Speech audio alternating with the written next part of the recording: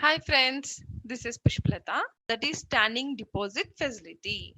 Okay friends, standing deposit. What is standing deposit facility?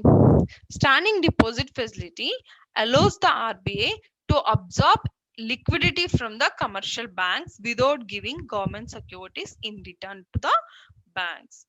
Now we understood here clearly one thing friends. Standing deposit facility Standing deposit facility allows the RBI to absorb excess liquidity from the commercial banks without giving government securities in return to the banks. So, RBI can absorb excess liquidity from the banks without giving government securities as a collateral to the banks, right? So, yes, we have everyone has a doubt, right? We have reverse repo mechanism. Then what is the necessity of standing deposit facility? Yes, I'll explain you the difference between the standing deposit facility and reverse repo mechanism. Friends, don't worry. See friends, under reverse repo mechanism, we all know that under reverse see friends, see friends, under reverse repo mechanism, banks will get government securities in return. Yes, when they give excess money to the RBA. Yes, friends, not only that, an interest of reverse repo rate is also provided to the banks.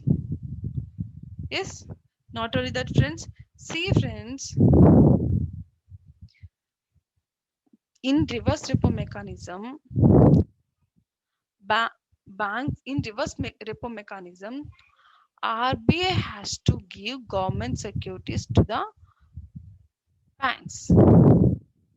In return, when banks give excess money to the RBA, yes, RBA has to give government securities. Yes, friends. But suppose, friends, suppose if RBI has to absorb tremendous amount of money from the banking system through reverse repo window, then it will be very difficult for the RBI, right? Because RBI has to provide such volume of government securities to the banks in return, right? Yes, RBI has to provide such volume of government securities in return to the banks, right? It is very difficult. Yes, friends. So, yes, friends, this was occurred during the period of demonetization.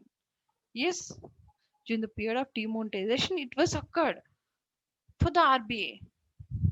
That's the time the importance of SDF came out, friends.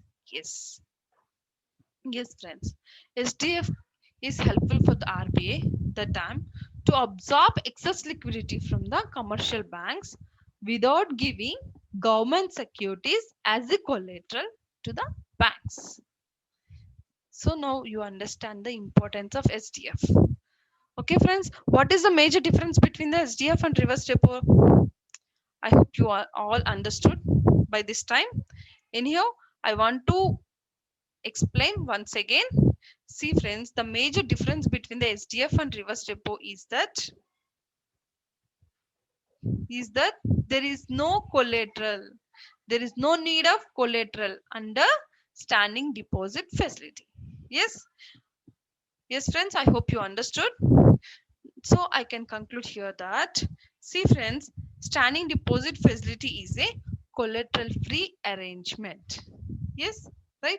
Standing deposit facility is a collateral free arrangement. Oh, see, friends, standing deposit facility is a collateral free arrangement. That means RBI need not to give any collateral for liquidity absorption. I hope you understood, friends. RBI need not to give any collateral for liquidity absorption. Not only that, friends, RBI can suck out excess liquidity without offering government securities as a collateral.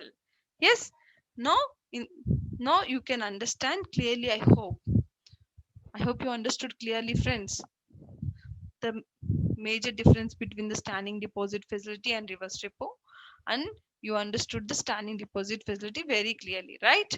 Okay, friends, now let's